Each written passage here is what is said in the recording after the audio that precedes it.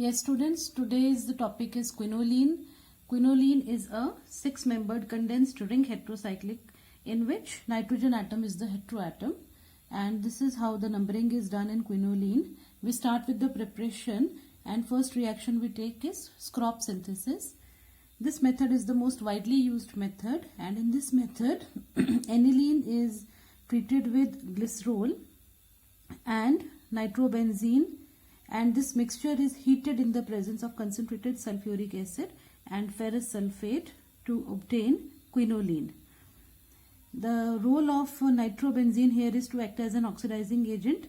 Concentrated sulfuric acid acts as a dehydrating agent, and the role of ferrous sulfate is to make the reaction less violent.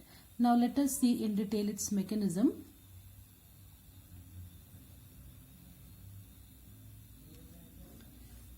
The very first step of the reaction mechanism involves the dehydration of glycerol.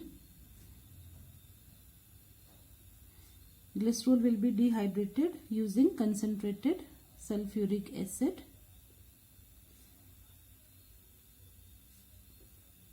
It will be heated in presence of sulfuric acid to lose two water molecules to form acrolein. Acrolein is alpha beta unsaturated aldehyde. This is acrolein and this is glycerol. So acrolein is basically alpha beta unsaturated aldehyde. Now there will be a 1,4 addition of this acrolein on aniline. So this is how we write aniline. Aniline हमने इस तरह से लिखा. There is a lone pair of electron on nitrogen plus अब हमें ये acrolein लिखना है, तो CH2 double bond CH C double bond OH, ये CHO को हमने इस तरह से लिखा है. Okay, अब there is a 1,4 addition, Michael addition. So these electrons will help in forming a bond between nitrogen and carbon, and in turn these electrons will shift on the next available position, और ये electrons आ गए oxygen पे. यहाँ O negative हो जाएगा, तो यहाँ से एक H पॉजिटिव निकलेगा, वो यहाँ OH बनाएगा, और जब H पॉजिटिव यहाँ से निकलेगा तो ये जो इलेक्ट्रॉन्स हैं ये नाइट्रोजन पे आएंगे. इस तरह से नाइट्रोजन के ऊपर कोई चार्ज नहीं आएगा, और यहाँ नाइट्रोजन और इस कार्बन के बीच एक बॉन्ड फॉर्म होगा.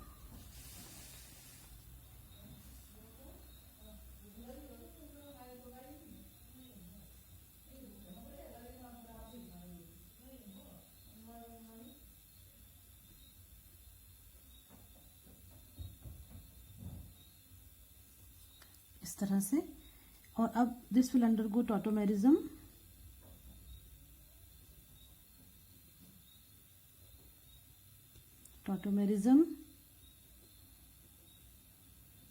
टॉटोमेरिज्म होगी इस पार्ट में, this part.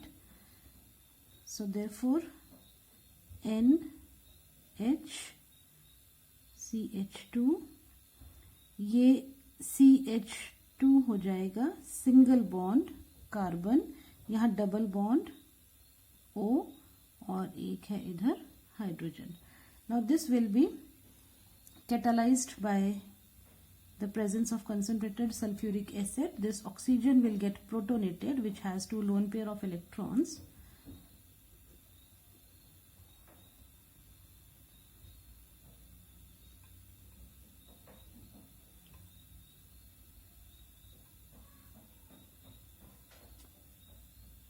C double bond OH positive and carbon hydrogen bond. Now these electrons will move on to oxygen, and these electrons will shift to this carbon, and then this carbon can form a bond with this carbon. तो ये हमने इस तरह से दिखा दिया.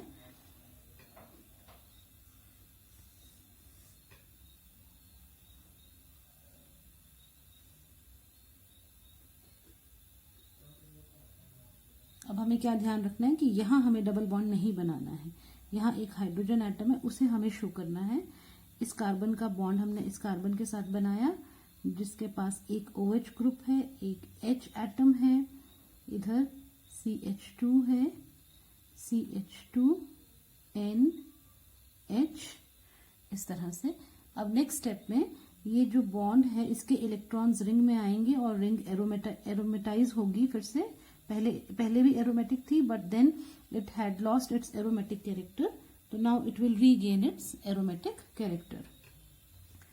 और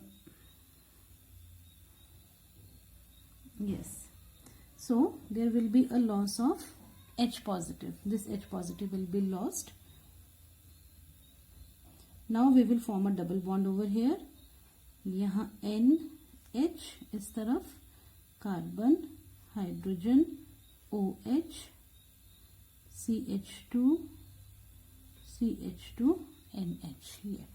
और अब नेक्स्ट स्टेप अंडरस्टूड है। यहाँ पे साइक्लाइजेशन तो हो गई, now it will be followed by dehydration. तो ये डिहाइड्रेशन कैसे होगा, यहाँ से OH नेगेटिव निकलेगा और ये साथ वाले कार्बन का एक H पॉजिटिव निकलेगा, सो दैट, तो हम इसको थोड़ा सा ऐसे लिख देते हैं कि there is a bond here, और ये इलेक्ट्रॉन्स यहाँ रिंग में और ये H पॉजिटिव निकल जाएगा, वाटर निकल जाएगा यहाँ से।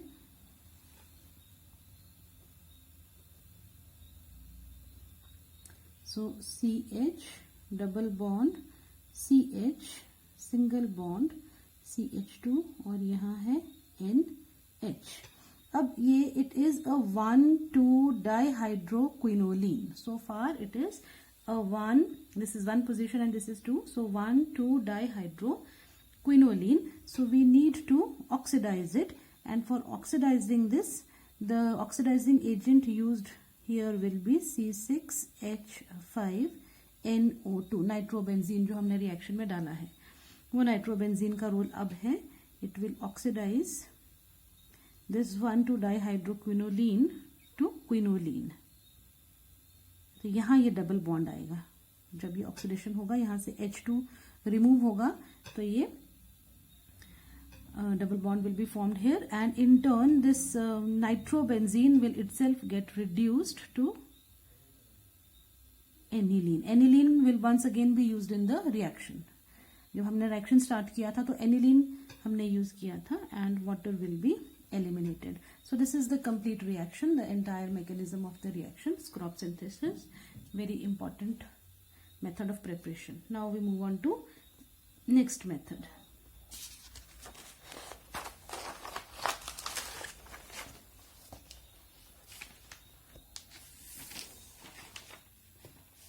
Yes.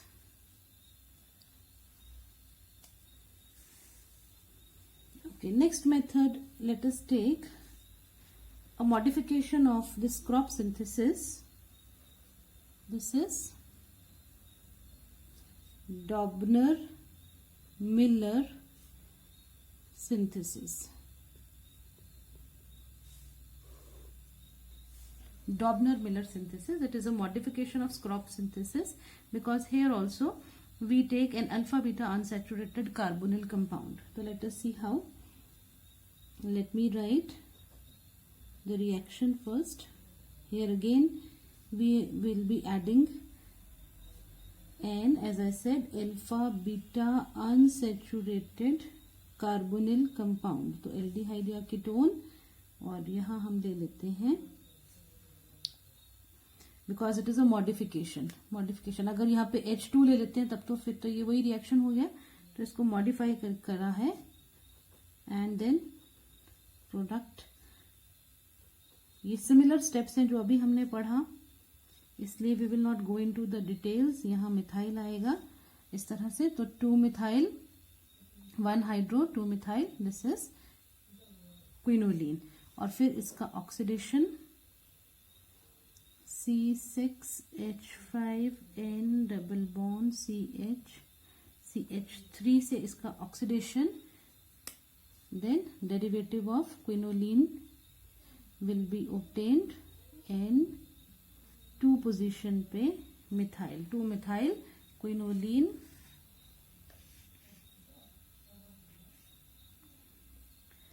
प्लस C6H5NHCH, ये वाला CH H2CH3। ठीक है। अच्छा, अब ये कहाँ से आया हमारे पास? तो इसके लिए हम एल्डोल कंडेंसेशन करते हैं। जैसे अगर हम एसिड एल्डिहाइड का एल्डोल कंडेंसेशन करें, CH3CHO, H3O पॉजिटिव,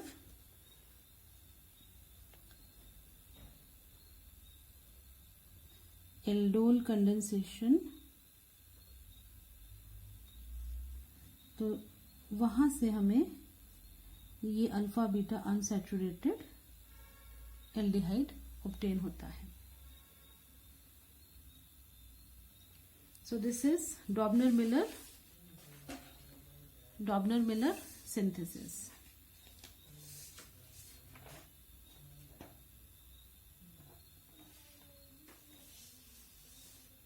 और ये जो हमने यहाँ पे यूज किया है, ये कहाँ से आया ये भी मैं आपको बता देती हूँ।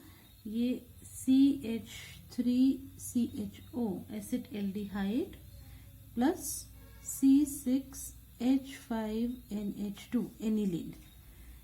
ठीक है, ये जब आपस में एसिड की प्रेजेंस में इनका रिएक्शन, एक्चुअली यहाँ से ये H2 और O ये निकल जाता है, तो minus H2O and then C6H5, ये N का double bond with this carbon, carbon के साथ आगे हाइड्रोजन और कार्बन के साथ है CH3।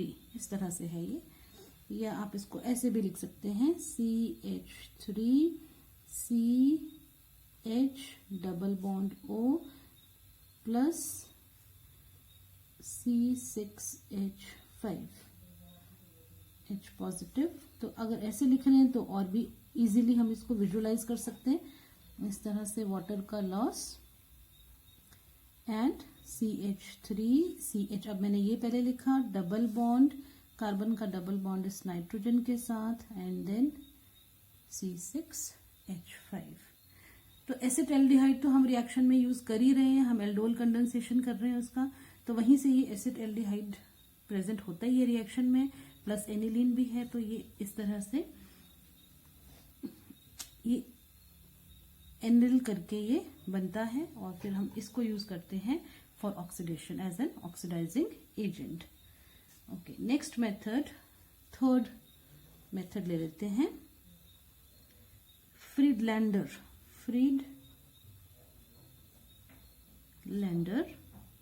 क्विनोलीन सिंथेसिस,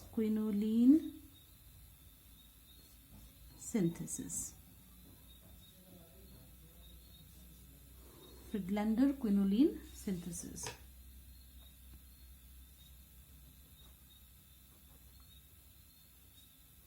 अब इसमें हम लेंगे दो एल्डिहाइड्स, एक तो हमने ले लिया अल्फा अमीनो बेंजेल्डिहाइड और दूसरा ले लिया एक एलिफेटिक एल्डिहाइड एसिड एल्डिहाइड, ये इस तरह से।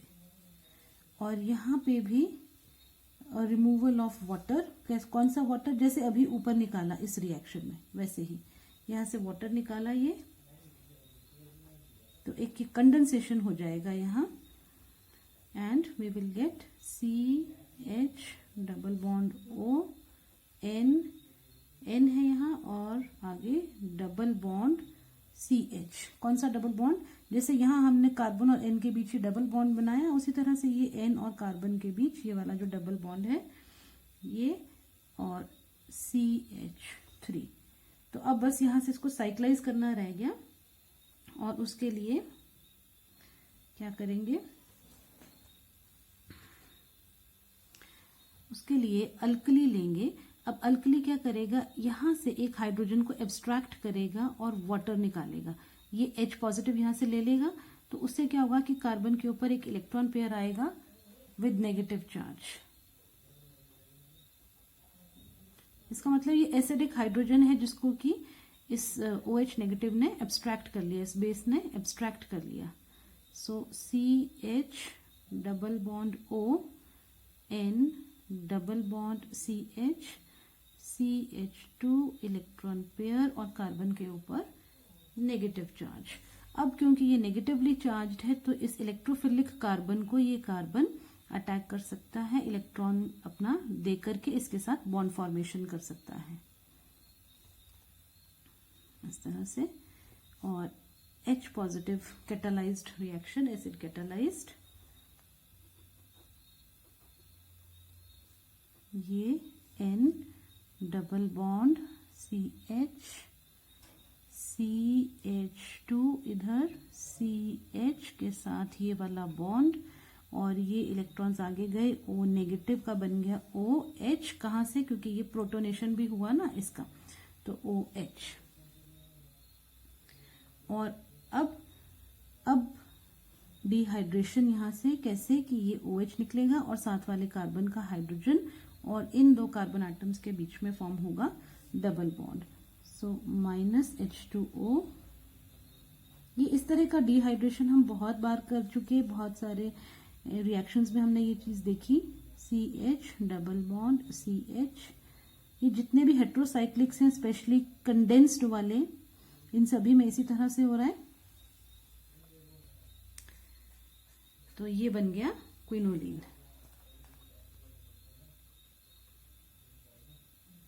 ठीक है, ये डबल बॉन्ड तो पहले ही था, यहाँ पे भी एक नया डबल बॉन्ड फॉर्म हो गया। So this is how quinoline is prepared using Friedlander quinoline synthesis. And now one more method, ring expansion.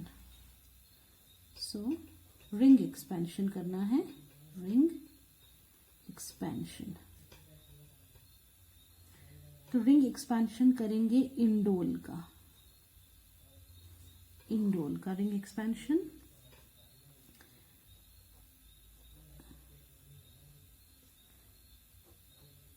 NH, ये है इंडोल। रिंग एक्सपेंशन के लिए कार्बीन यूज करेंगे। ये कार्बीन कौन सा कार्बीन है? क्लोरोकार्बीन। कार्बीन होता है CH2, this is chlorocarbene. It is electron deficient species and hence acts as an electrophile. यहाँ मिथेन, अभी क्या हो रहा है, ये कहाँ से आया इलेक्ट्रोफाइल, ये भी अभी आपको बताएंगे, पर पहले एक रिएक्शन ये देख लेते हैं कि कैसे एक्सपेंशन हो रहा है। NH, ओके, ये ऐसे लिखा हमने H और ये Cl। तो ये वो कार्बन है, ये कार्बीन वाला कार्बन के साथ एक हाइड्रोजन, एक Cl, यहाँ पे एडिशन हुआ है। तो 1 2 3 ये साइक्लोप्रोपेन डेरिवेटिव यहाँ पे ये बन रहा है, और यहाँ पे एक हाइड्रोजन भी है। अब एक्सपेंशन कैसे होगा? एक्सपेंशन कैसे होगा? जब ये Cl नेगेटिव निकलेगा, ये बॉन्ड इधर शिफ्ट होगा, तो यहाँ डबल बॉन्ड बनेगा, और ये जो ये वाला बॉन्ड है, ये बॉन्ड यहाँ आ जाएगा, तो यहाँ भी एक डबल बॉन्ड बनेगा। तो लेट अस सी क्या क्या हो रहा है ये। ठीक है, ये लिखा हमने। अब इधर हम ये वाला जो कार्बन है, इसको हमने यहाँ लिखा, दिस कार्बन। ठीक है, इस कार्बन के साथ आगे ये कार्बन है, ये कार्बन CH, और यहाँ इस पे डबल बॉन्ड फॉर्म हुआ, तो ये बना दिया डबल बॉन्ड। आगे चले तो आगे वाले कार्बन पे ओके, हाँ, ये Cl नेगेटिव तो निकल गया था ना, ये वाला कार्बन हमने ये बना दिया। ठीक है, ये वाला कार्बन यहाँ बनाया है। अब इस कार्बन और नाइट्रोजन के बीच यहाँ डबल बॉन्ड है, तो ये नाइट्रोजन लिखा और ये बनाया डबल बॉन्ड। और क्या है, इस कार्बन पे एक हाइड्रोजन भी तो है, तो वो भी बना दिया, राइट। तो इस तरह से ये Cl नेगेटिव यहाँ निकाल दिया, ये इस तरह से होगा ये। अब ये बन गया हमारा क्विनोलिन। अब ये कहाँ से आया था, इसको भी देख लेते हैं। एक्चुअली CH2Cl2, ये लिया dichloromethane plus CH3Li, methyl lithium organometallic compound, और ये CHCl क्लोरोकार्बीन फॉर्म करेंगे, plus methane plus lithium chloride, और ये वो क्लोरोकार्बीन है which is the reactive intermediate here in this ring expansion of indole. So these were the 4 methods of preparation of quinoline, and in this video, in this lecture, we will have only this much of discussion. In the next video, we will discuss more about quinoline. Thanks for watching and keep watching.